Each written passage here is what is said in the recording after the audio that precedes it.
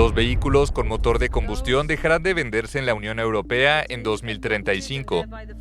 El Parlamento Europeo aprobó el martes una iniciativa para poner fin a la venta de automóviles nuevos con motor de gasolina o diésel para ese año. El texto, que busca cumplir los objetivos climáticos europeos, fue aprobado por 340 votos a favor, 279 en contra y 21 abstenciones. Poco más tarde, en Bruselas, la Comisión Europea anunció la meta de que para 2030 todos los autobuses urbanos sean modelos de emisión cero, ya sea con motores movidos a electricidad o hidrógeno. Esta propuesta, que ahora será negociada entre los eurodiputados y los países miembros, revisa los estándares de emisiones de CO2 como parte del ambicioso plan climático del bloque. Los europeos quieren competir con China y su producción de automóviles eléctricos. En 2022, 1 de cada 8 autos nuevos vendidos en la Unión Europea fue de emisión cero. Los coches con motor de combustión interna son responsables por aproximadamente el 15% de las emisiones de CO2 en la Unión Europea, al tiempo que camiones pesados de transportes y los autobuses urbanos y de larga distancia aportan otro 6%. Los aliados occidentales renovaron el martes su compromiso para mantener las entregas de municiones y armas a Ucrania. Reunidos en la sede de la OTAN en Bruselas, los aliados de Kiev detallaron sus planes de suministros de armamento y blindados para que los ucranianos hagan frente a la ofensiva rusa en el terreno. Encabezados por Estados Unidos, los aliados ya han suministrado decenas de miles de millones de dólares en armas para contribuir a la defensa ucraniana. Estados Unidos, Alemania y Países Bajos están trabajando juntos para proveer los sistemas de defensa aérea Patriot a Ucrania. Francia e Italia están trabajando para proveer el sistema de defensa aérea SAMP-T.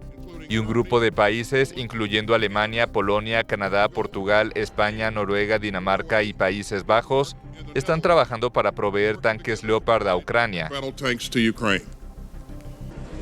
Ucrania ha moderado el tono de sus demandas por aviones caza, después de conseguir de los aliados promesas de tanques, defensa antiaérea y misiles. Para la OTAN, la prioridad es cumplir con la entrega de municiones prometidas antes de anunciar el envío de más equipo. El asunto de los aviones no es lo más urgente ahora, pero es una discusión en curso. Y como dije antes, tenemos consultas en curso entre los aliados sobre el tipo de sistemas que deberíamos entregar a Ucrania. En el terreno, el presidente ucraniano Volodymyr Zelensky dijo que la situación en el este del país es extremadamente difícil, en particular en las regiones de Donetsk y Lugansk. A días de que se cumpla un año del inicio de la guerra, los aliados occidentales consideran que Rusia parece estar iniciando una nueva ofensiva, más amplia en los territorios que Moscú desea conquistar por completo. Complicada. Así calificó Ucrania el lunes a la situación al norte de Bakhmut, una ciudad clave del este del país que el ejército ruso trata de conquistar desde hace meses. En las últimas semanas, las tropas rusas han reivindicado avances, sobre todo al norte de la ciudad. En enero tomaron Soledar y sus minas de sal a menos de 20 kilómetros de la ciudad. El Estado Mayor ucraniano indicó en su informe diario que las tropas rusas habían bombardeado 16 localidades cerca de Bakhmut a lo largo de la jornada. La presidencia ucraniana también admitió que la situación era complicada en Paraskoviyevka, un pueblo situado a apenas 10 kilómetros, donde se registraron bombardeos y asaltos intensos de Moscú. El ejército ruso reivindicó además la captura de Krasnahora, justo al lado. Mientras tanto, el secretario general de la OTAN, Jens Stoltenberg, advirtió que Kiev utiliza un volumen de municiones superior a la capacidad actual de producción de la alianza militar, y agregó que esto pone bajo presión a sus industrias de defensa.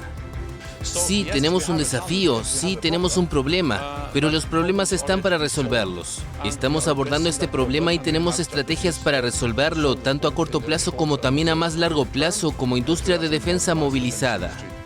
Ucrania acumula desde hace varias semanas promesas de entrega de armas por parte de Occidente.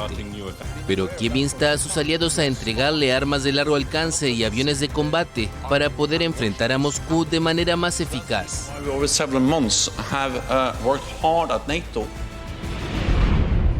Для побега мы выбрали ночь с пятницы на субботу, когда уже в это время обычно уже все российские правоохранители отдыхают, они сидят на даче с водкой, с шашлыками, и поэтому мы прекрасно понимали, что в выходные никто не кинется нас искать. У нас было 2 дня для того, чтобы уехать с территории России.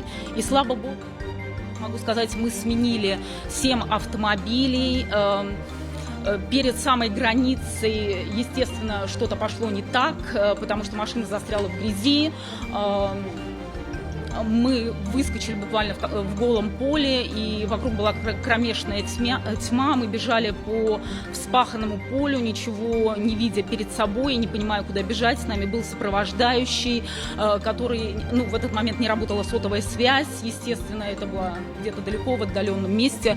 И, соответственно, ему даже приходилось искать дорогу по звездам. И в общем, это было настоящее испытание на прочность. Мы блуждали по этому вспаханному полю в течение нескольких часов, прячась постоянно от фар пограничных автомобилей, от прожекторов тракторов, которые в этот момент ездили по полю. Это было действительно очень опасно. Потом... Las fuerzas especiales de Bielorrusia, el único aliado de Rusia en su guerra contra Ucrania, se entrenan para estar listas ante cualquier sorpresa. Un equipo de la France Press fue invitado a este país, en donde la presencia de la prensa occidental se autoriza con cuentagotas, y pudo presenciar los entrenamientos. Estamos listos para cualquier tarea, por difícil que sea, si tenemos que defender a nuestra querida Bielorrusia. No entregaremos a nuestra amada patria. Es nuestra, nuestro todo. Bielorrusia, dirigida por Alexander Lukashenko desde 1994, está sometida a sanciones europeas y estadounidenses por la represión de la oposición y por haber prestado su territorio a las fuerzas rusas al inicio de su ofensiva contra Ucrania, lanzada el 24 de febrero de 2022. Su respaldo a Rusia y la presencia de un número desconocido pero destacado de soldados rusos en Bielorrusia han despertado los temores de que sus fuerzas acaben sumándose al campo de batalla en Ucrania. Pero Lukashenko niega que su ejército de unos 70.000 soldados vaya a combatir en territorio ucraniano. Durante la visita de prensa a Brest, en el oeste de Bielorrusia, el responsable militar Vadim Lukashevich afirmó que su país está apegado a la paz y la estabilidad.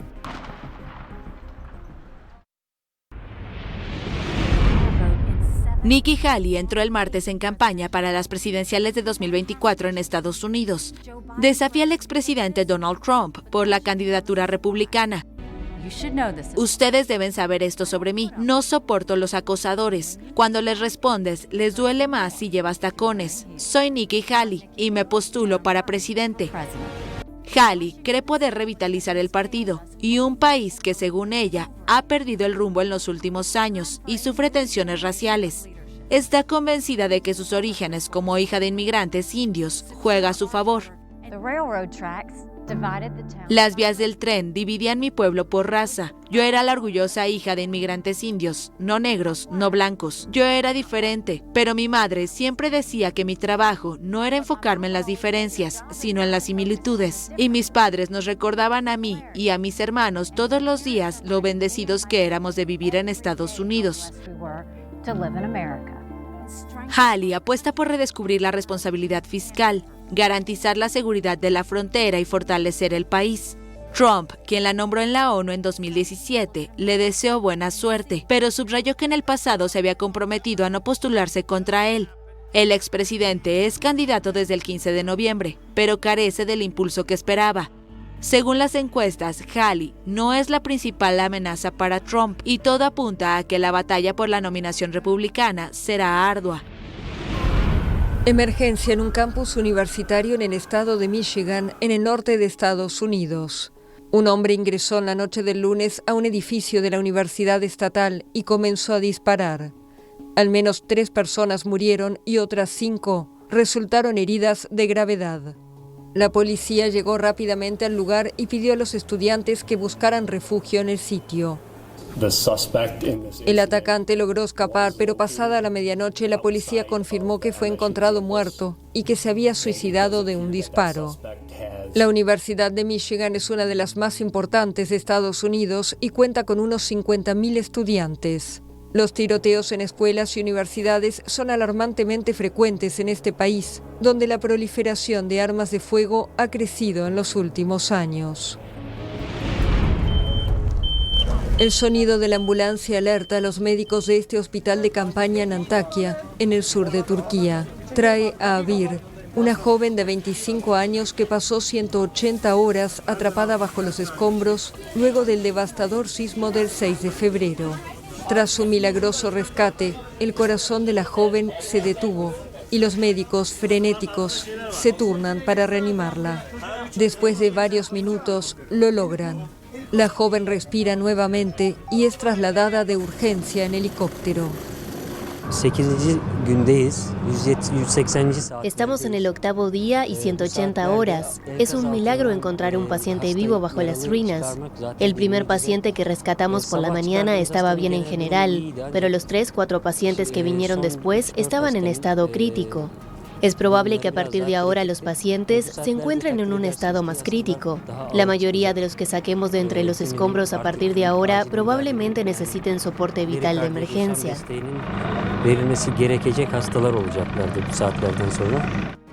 Pero rescates como el de Abir son cada vez menos frecuentes. Más de una semana después del terremoto de magnitud 7.8, las esperanzas de encontrar personas con vida bajo los escombros se desvanecen y la atención se centra ahora en proporcionar alimentos y refugio a los damnificados. Según el gobierno turco, cerca de 1.200.000 personas han sido alojadas en campus universitarios. Se han levantado más de 200.000 tiendas de campaña y 400.000 víctimas fueron evacuadas de las zonas devastadas. Pero los sobrevivientes enfrentan todo tipo de dificultades.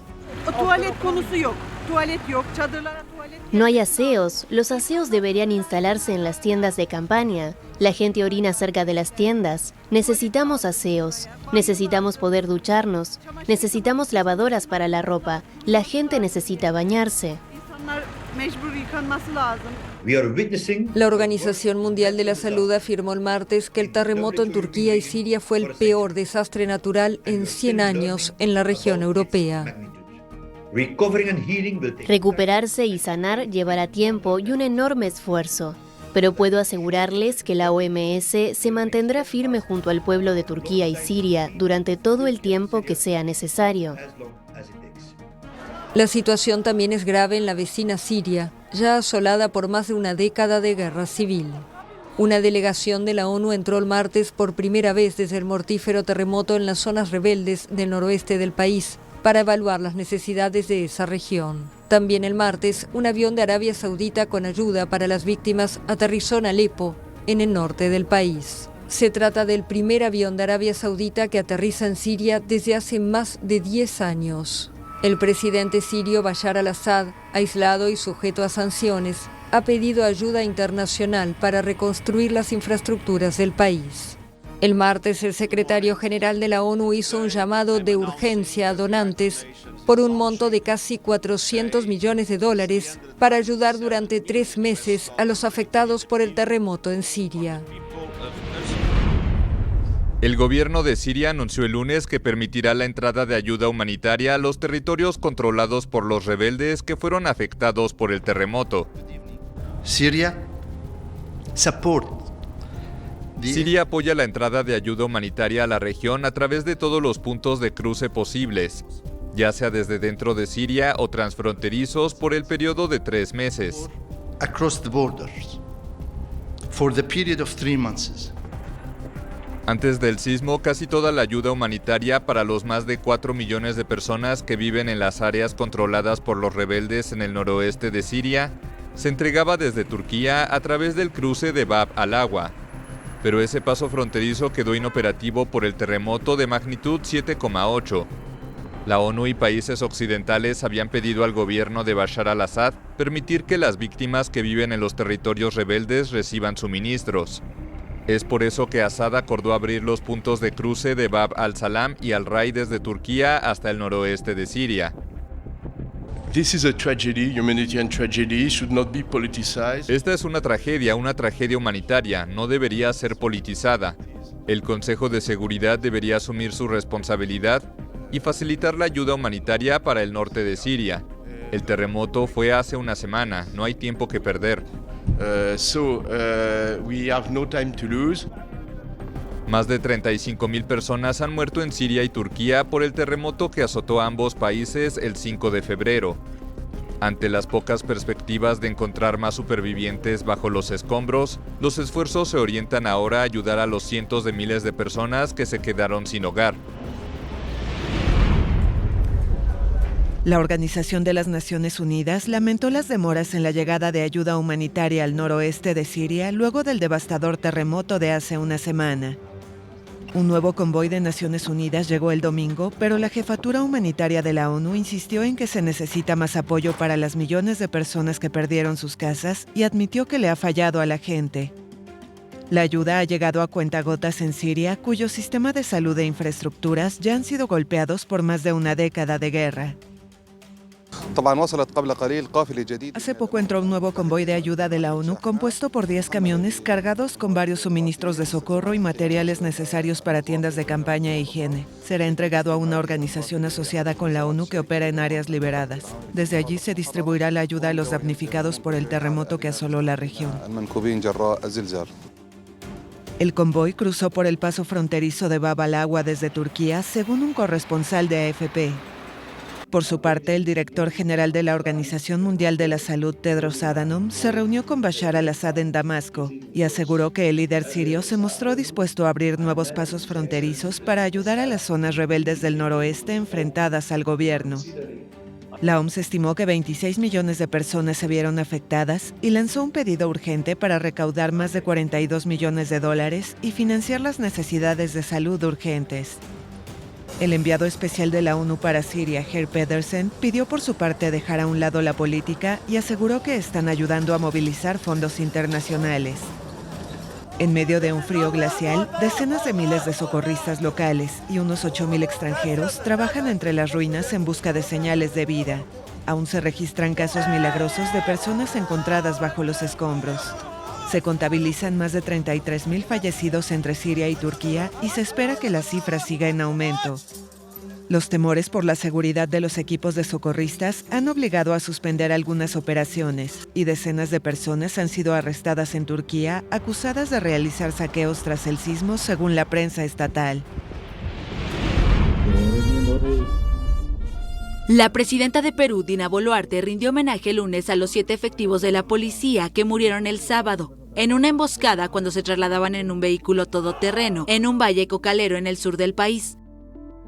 Nuestras sentidas condolencias, las más profundas condolencias a las esposas, hijas, hijos, padres, madres y familiares de los 7 héroes de la nación que fallecieron durante un atentado ocurrido en el Braen.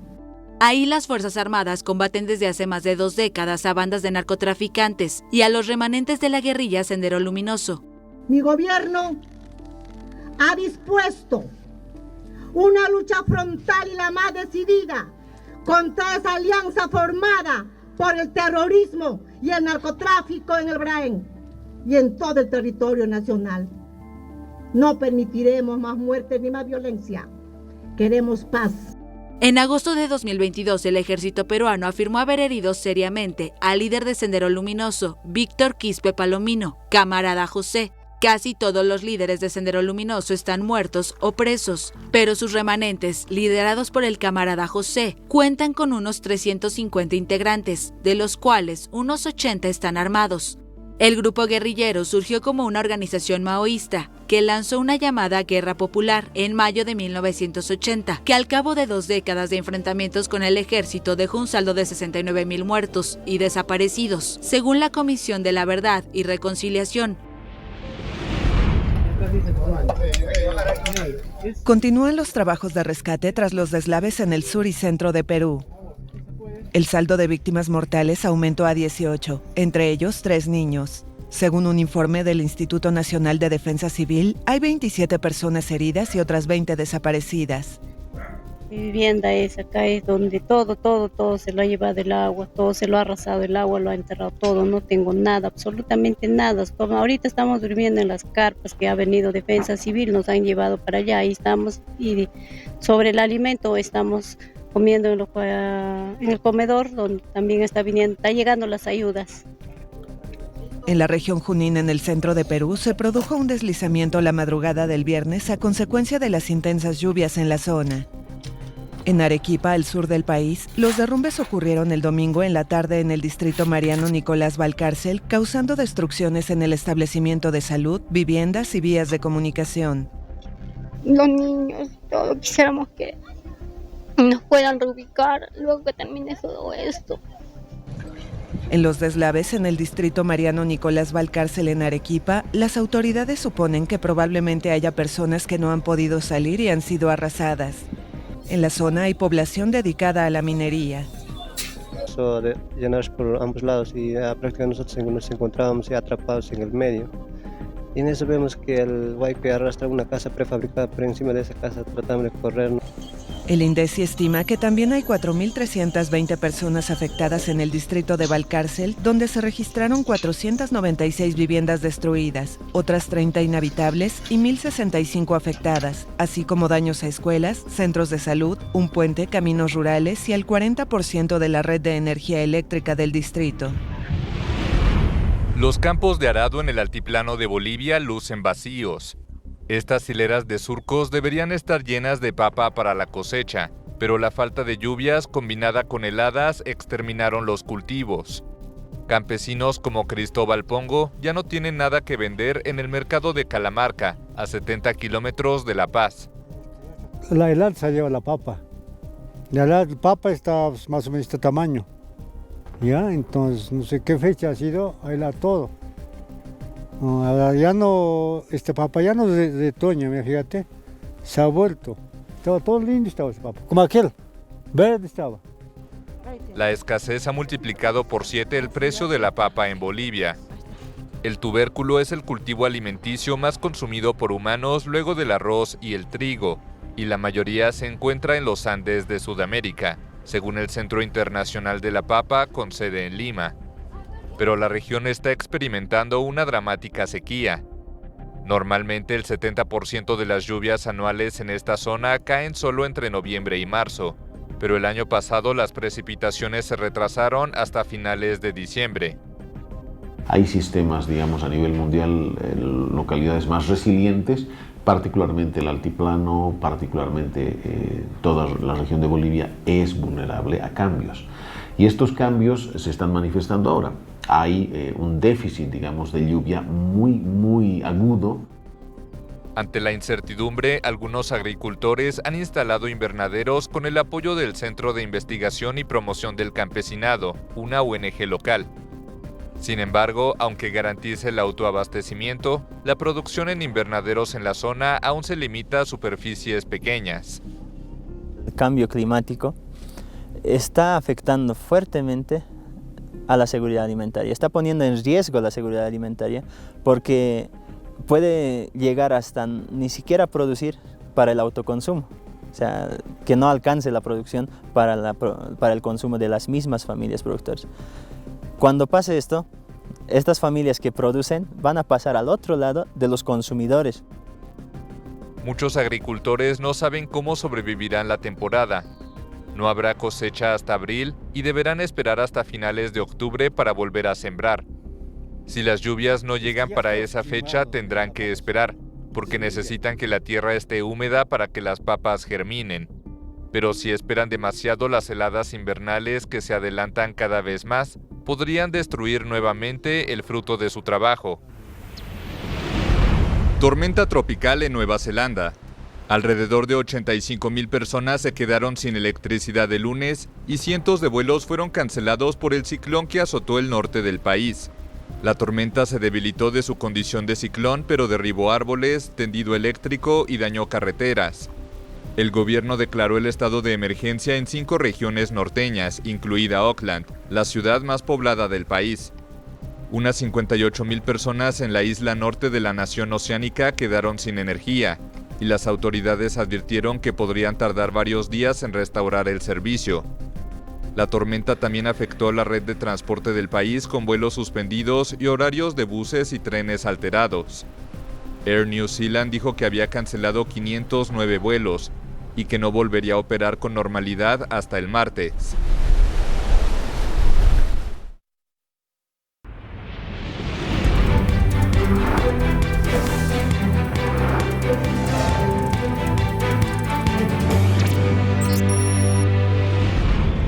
El cardenal nicaragüense Leopoldo Brenes pidió el domingo rezar por Rolando Álvarez. El obispo católico fue condenado el viernes a 26 años de prisión tras rechazar irse a Estados Unidos con opositores excarcelados y expulsados de Nicaragua. El cardenal manifestó a periodistas que la iglesia acompaña tanto a Álvarez como a los 222 opositores encarcelados y desterrados el jueves a Estados Unidos. Ustedes escucharon los sentimientos de ellos al llegar allá. Se sentían felices, daban gracias a Dios, las familias decían gracias a Dios. Ahora pues lo seguimos acompañando como lo hemos hecho a través de la oración. Más temprano, el Papa Francisco dijo estar preocupado y entristecido por la situación en Nicaragua y especialmente por el obispo Álvarez. No puedo dejar de recordar con preocupación al obispo de Matagalpa, Rolando Álvarez, a quien quiero tanto, condenado a 26 años de cárcel, y también a las personas que fueron deportadas a Estados Unidos. Rezo por ellos y por todos los que sufren en ese querido país. Prego per loro e per tutti quelli che soffrono in quella cara nazione. Entre los liberados y expulsados de Nicaragua esta semana hay exaspirantes presidenciales, periodistas, excomandantes guerrilleros sandinistas, exministros y exdiplomáticos. Todos ellos fueron privados de sus derechos políticos y despojados de su nacionalidad, en momentos en que Ortega enfrenta presiones debido al creciente autoritarismo de su gobierno. El gobierno de Colombia y la guerrilla del Ejército de Liberación Nacional, ELN, reanudaron el lunes en Ciudad de México las negociaciones para un eventual alto al fuego. El canciller mexicano Marcelo Ebrard, los jefes de la delegación del gobierno colombiano y de la guerrilla iniciaron el segundo ciclo de esta mesa de diálogo en un evento público. Pablo Beltrán, de la delegación del ELN, detalló que buscará acordar una agenda definitiva de negociaciones y se ocupará de las condiciones para un cese del fuego bilateral, temporal y nacional. Nuestra mesa de conversaciones de paz es un instrumento del mandato de Capri, cuya agenda busca acordar transformaciones y poner fin al conflicto armado. Avanza enfrentando las dificultades heredadas del viejo régimen, pero con la determinación de lograr una paz integral y duradera. Por su parte, Oti Patiño, cabeza de la delegación del gobierno del izquierdista Gustavo Petro, subrayó que es necesario hacer transformaciones sociales que derroten el escepticismo y la desesperanza de un conflicto armado de tan larga duración. Ese es el reto de este segundo ciclo, producir hechos que vayan mostrando que la paz con transformaciones sociales es posible. Después de casi 4 años de suspensión, las partes reanudaron las negociaciones en noviembre, en Caracas, en búsqueda de acuerdos que permitan poner fin al conflicto con la última guerrilla reconocida en Colombia. En esta segunda ronda de pláticas, Chile, Venezuela y Noruega, México y Brasil participan como garantes. La primera ronda, que duró 21 días, cerró con anuncios de liberación de rehenes y acciones humanitarias, pero sin acordarse un alto al fuego. Con unos 3.500 combatientes, la guerrilla del ELN tiene una estructura federada, con relativa independencia entre sus frentes. Varios globos estadounidenses entraron en el espacio aéreo de China desde enero de 2022. Eso afirmó Pekín el lunes, en respuesta a acusaciones de Washington de que el gigante asiático ha enviado este tipo de aparatos para espiar territorio estadounidense. No es raro que Estados Unidos entre ilegalmente en el espacio aéreo de otros países. Solo desde el año pasado, globos estadounidenses de gran altitud han sobrevolado ilegalmente el espacio aéreo de China más de 10 veces sin autorización alguna de las autoridades chinas competentes. Lo primero que debe hacer Estados Unidos es hacer una introspección y cambiar de rumbo, en lugar de calumniar e incitar a la confrontación. Las relaciones entre Estados Unidos y China se han agravado aún más después de que Washington derribara el 4 de febrero un presunto dispositivo de espionaje chino, que según Pekín tenía fines civiles. Desde entonces se han derribado otros artefactos de este tipo que volaban sobre Estados Unidos y Canadá, aunque Pekín solo ha admitido que el primero era suyo. El Pentágono dijo el domingo que aún desconoce cuáles son los otros 3 objetos que fueron derribados, uno el viernes sobre Alaska, otro el sábado sobre el territorio canadiense de Yukon y el más reciente el domingo sobre el lago Hurón. Las autoridades sí indicaron que el objeto derribado el domingo había sido rastreado durante casi un día y que no se parecía al supuesto globo de vigilancia chino que fue destruido frente a la costa atlántica el 4 de febrero después de atravesar el país. El presidente Joe Biden ordenó a un caza F-16 que derribara por precaución el último objeto, descrito por un alto funcionario de la administración como una estructura octogonal de la que colgaban cuerdas y que podría haber supuesto un peligro para la aviación civil. Los argentinos sufren un verano especialmente caliente, con temperaturas de casi 40 grados centígrados en varias regiones. Según el Servicio Meteorológico Nacional, es la 8ª ola de calor del verano austral, cuando en la última década no hubo más de 4 o 5 episodios similares por temporada. El organismo indicó que el actual trimestre ha sido el más cálido desde 1961. Yo soy partidaria del calor porque en invierno sufro alergia. Y estoy todo el invierno estornudando, estoy mal y me gusta el calor, pero este calor me ha llegado a decir que calor tengo. Y yo no era decir eso, y él me dice, ¿tanto te gusta el calor? Mirá cómo estás, y le digo, no sé, hace mucho calor y ya no aguanto, es demasiado.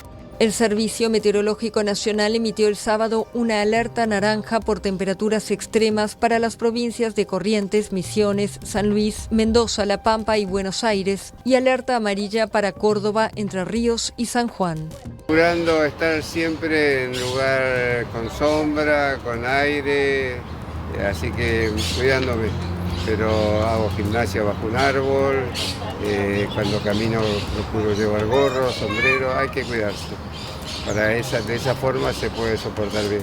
Durante 2022, el ciclo La Niña del fenómeno El Niño elevó los registros históricos de temperaturas en toda Argentina, donde la sequía afectó la siembra y cosecha de cultivos. El cardenal nicaragüense Leopoldo Brenes pidió el domingo rezar por Rolando Álvarez. El obispo católico fue condenado el viernes a 26 años de prisión tras rechazar irse a Estados Unidos con opositores excarcelados y expulsados de Nicaragua.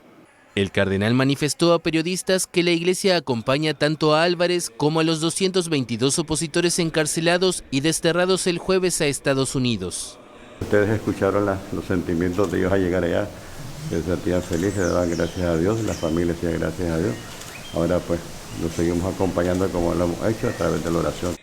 Más temprano, el Papa Francisco dijo estar preocupado y entristecido por la situación en Nicaragua y especialmente por el obispo Álvarez. Io non posso qui non ricordare con preoccupazione.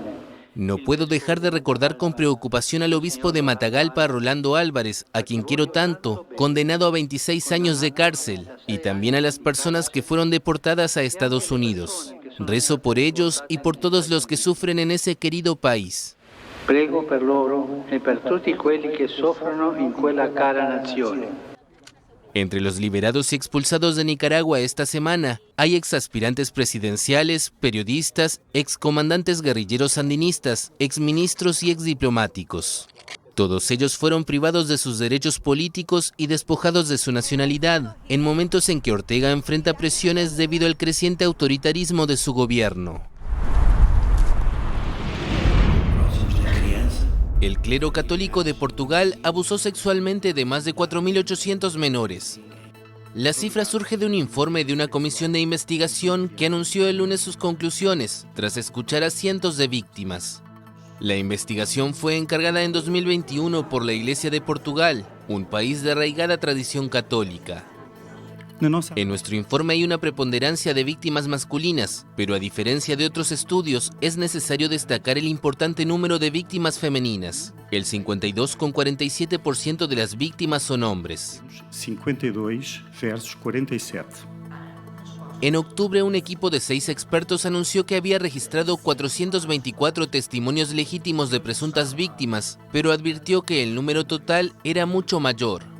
Ese informe concluyó entonces que los hechos denunciados revelaban situaciones graves que persistieron durante décadas, que se hacen más evidentes cuanto más se retrocede en el tiempo y que en algunos lugares adquirieron proporciones verdaderamente endémicas. Los abusadores son en 96%. Los agresores son en un 96% hombres y el 77% de ellos eran sacerdotes en el momento de los hechos. La mayoría de los crímenes denunciados han prescrito, pero 25 acusaciones fueron transmitidas a las autoridades judiciales, que abrieron investigaciones. En abril del año pasado, el cardenal patriarca de Lisboa y máximo prelado de la Iglesia portuguesa, Manuel Clemente, se declaró dispuesto a reconocer los errores del pasado y a pedir perdón a las víctimas. Según el arzobispo auxiliar de Lisboa, el Papa Francisco viajará a la capital portuguesa en agosto para las Jornadas Mundiales de la Juventud y podría reunirse con las víctimas.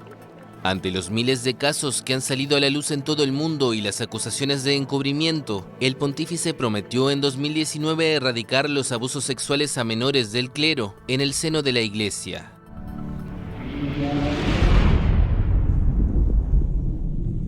Derribo de un objeto no identificado que volaba sobre territorio canadiense. El primer ministro Justin Trudeau informó el sábado del derribo del aparato en una operación en la que colaboraron las fuerzas aéreas de su país y de Estados Unidos. El aparato fue derribado el sábado sobre la región de Yukon, limítrofe con Alaska, donde cazas estadounidenses derribaron otro objeto el viernes frente a la costa norte del estado. Trudeau dijo haber hablado con el presidente estadounidense Joe Biden, mientras que sus respectivos ministros de defensa también mantuvieron comunicación. Las operaciones de búsqueda y recuperación continuaban el sábado, pero fueron obstaculizadas por viento helado, nieve y poca luz solar. Estados Unidos cree que el primer objeto detectado oficialmente fue un globo controlado por el ejército chino que formaba parte de una flota enviada por Pekín a más de 40 países de todos los continentes con fines de espionaje. China reconoció que el aparato era suyo, aunque afirmó que tenía fines meteorológicos y que se salió de curso. El domingo, la Autoridad de Aviación Civil estadounidense cerró el espacio aéreo sobre el lago Michigan momentáneamente por razones de defensa nacional. Más tarde el domingo, 2 legisladores informaron que fue derribado otro objeto que sobrevolaba el lago Hurón en la frontera entre Estados Unidos y Canadá, el cuarto aparato destruido en poco más de una semana. El espacio aéreo del estado estadounidense de Montana también fue cerrado temporalmente el sábado, pero un avión de combate enviado para investigar no identificó un objeto volador según el ejército, que después reconoció que la alerta se debió a una anomalía de radar.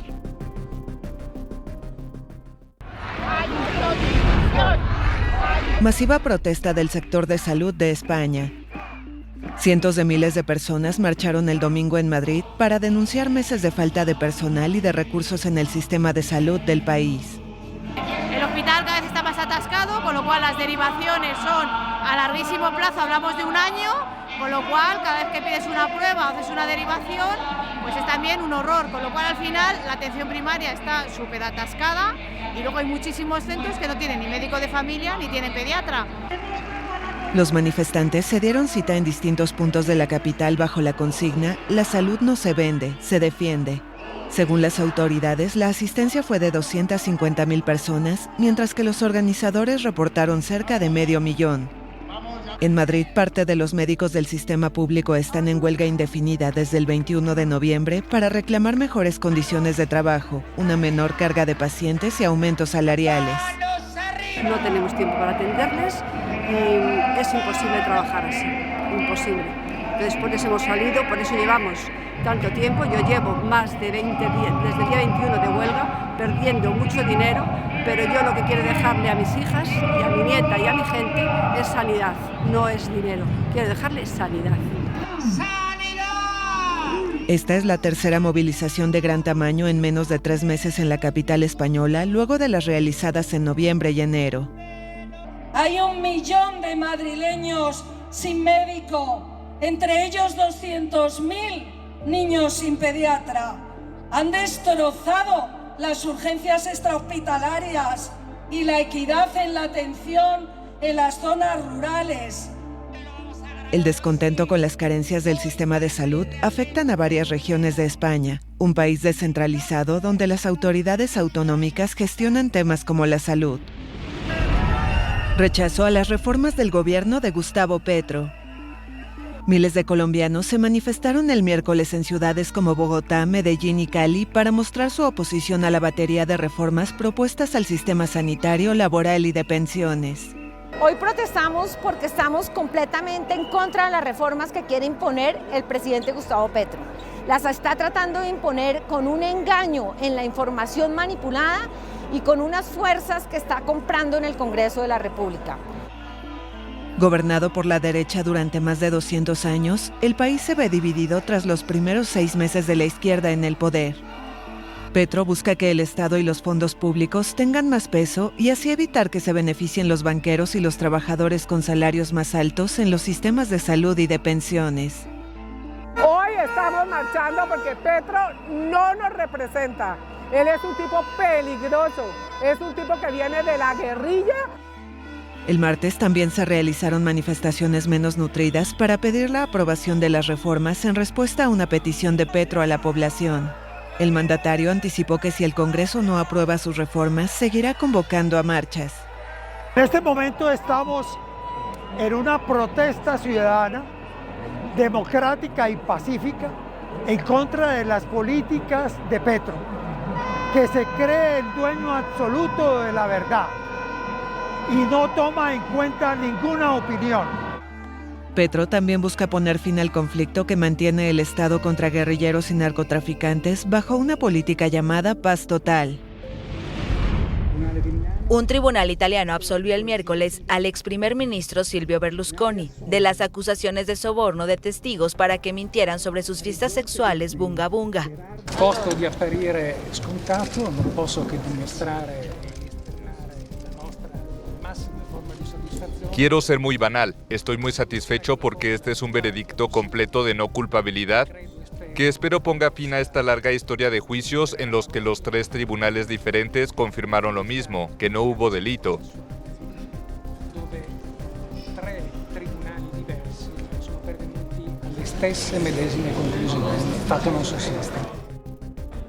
Berlusconi, de 86 años y que no compareció el miércoles, ya había sido absuelto de las acusaciones de manipulación de testigos en 2 capítulos del proceso en 2021 en Siena y en 2022 en Roma. 28 personas estaban imputadas por perjurio en el juicio, entre ellas varias modelos latinoamericanas, las cuales también fueron exculpadas. Para la fiscalía, el silencio le costó al magnate unos $10 millones entre 2011 y 2015.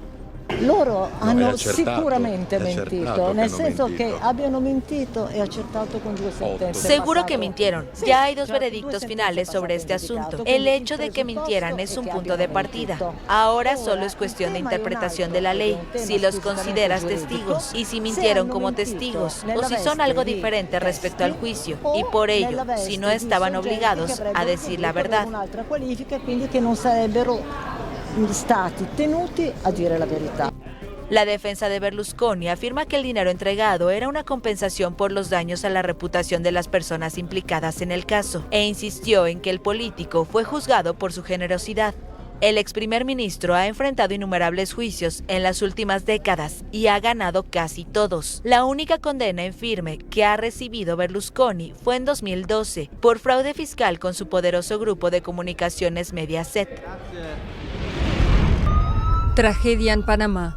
Un autobús que trasladaba decenas de migrantes desde el Darién, la zona selvática que limita con Colombia, hacia la localidad de Hualaca, en la frontera con Costa Rica, chocó con otro vehículo. Según el Servicio Nacional de Migración, las primeras informaciones daban cuenta de al menos 39 muertos. Los heridos fueron trasladados a hospitales y centros de salud de la zona. Varios son niños. A bordo del autobús accidentado iban 66 pasajeros. La selva del Darién se ha convertido en un corredor para la migración irregular procedente de Sudamérica, que intenta llegar a Estados Unidos a través de América Central. Debido a la gran cantidad de migrantes que cruzan la selva, el gobierno panameño, junto con organizaciones internacionales, ha levantado varios albergues en el Darién. Allí reciben ayuda humanitaria, alimentación y distintos servicios médicos y sociales, para luego ser trasladados hacia el albergue de Hualaca, en la frontera con Costa Rica.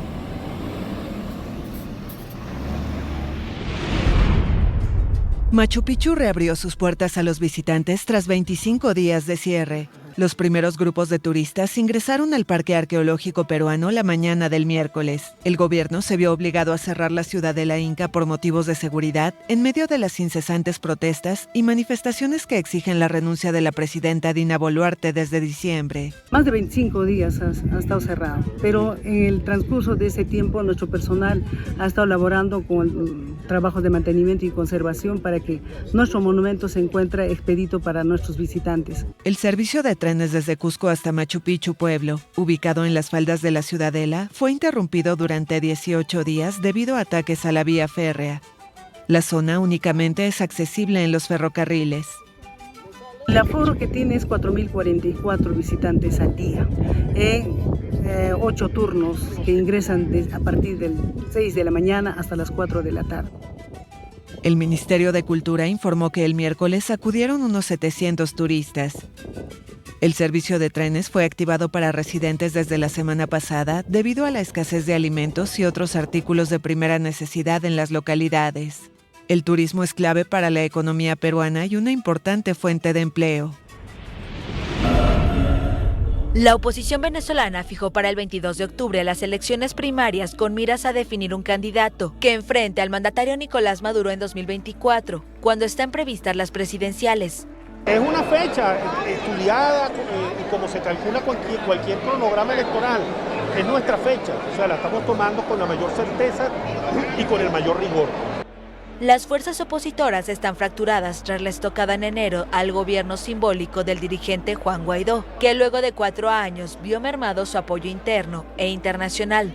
Los opositores inhabilitados para ejercer cargos públicos podrán postularse en las primarias, aunque ello no garantice que en la práctica puedan inscribirse como candidatos en las presidenciales. Algunos eventuales aspirantes han sido inhabilitados por la Contraloría, acusada de servir al chavismo, señalados por hechos de corrupción y otros por ser objeto de procesos penales en curso. Entre los afectados están Guaidó y Enrique Capriles, 2 veces candidato presidencial, inhabilitado por 15 años para ejercer cargos públicos desde 2017. También viene a dar esto, que estamos pidiendo o exigiendo el respeto a la primaria, que sean los venezolanos que elijan el candidato, no la dictadura, inhabilitando, persiguiendo, encarcelando o peor aún, asesinando. Así que creo que la voz hoy, de nuevo, la van a tener los venezolanos. Quedan temas pendientes como el grado de participación del Consejo Nacional Electoral, acusado de servir al chavismo, la actualización del registro de votantes, el sufragio en el extranjero, las inhabilitaciones políticas y el financiamiento de las campañas. Una delegación de enlace de la Comisión de Primarias se reunirá con el CNE para discutir el uso de centros de votación y la actualización del registro. El CNE dijo que se comprometía a evaluar las solicitudes, que incluyen el eventual uso del sistema automatizado de votación, un punto álgido que divide a la oposición. Estados Unidos podría incumplir sus obligaciones de deuda desde julio. Así lo advirtió el miércoles la Oficina de Presupuesto del Congreso, en momentos en que los republicanos amenazan con bloquear el aumento del tope de la deuda del país si los demócratas no hacen recortes presupuestarios en el futuro. Dicen que a menos que acepte sus planes económicos, lo cual es totalmente irresponsable, no van a pagar la deuda nacional que tardó 200 años en acumularse. No es la deuda de este año o el año pasado. Recortamos la deuda en 1.700 millones los últimos 2 años. Es una obligación de 200 años que se ha acumulado. Y lo dejé claro en el Estado de la Unión. No negociaré si pagamos o no nuestra deuda. No permitiré que esta nación entre en default. La oficina no partidista calcula que el límite de deuda actual podría alcanzarse entre julio y septiembre de este año, con lo que el país caería en default. En enero, Estados Unidos alcanzó su límite de endeudamiento de $31,4 billones, lo que llevó al Departamento del Tesoro a tomar medidas extraordinarias previstas en vigencia hasta junio. Últimos alegatos en el juicio en Estados Unidos contra el exsecretario de Seguridad de México, Genaro García Luna. El abogado y la esposa del acusado asistieron el miércoles a un tribunal de Brooklyn, en Nueva York. donde el artífice de la guerra contra las drogas en México es acusado de presuntos nexos con el narco. Luego de 4 semanas, la mitad del tiempo inicialmente previsto, la Fiscalía y la Defensa presentaron 2 caras opuestas del exfuncionario mexicano, el de mayor rango que ha tenido que enfrentar a la justicia en Estados Unidos. Para el Ministerio Público quedó claro que tras el desfile de 26 testigos, García Luna incurrió en corrupción al máximo nivel y fue socio criminal del Cártel de Sinaloa, cuando fue secretario de Seguridad entre 2006 y 2012.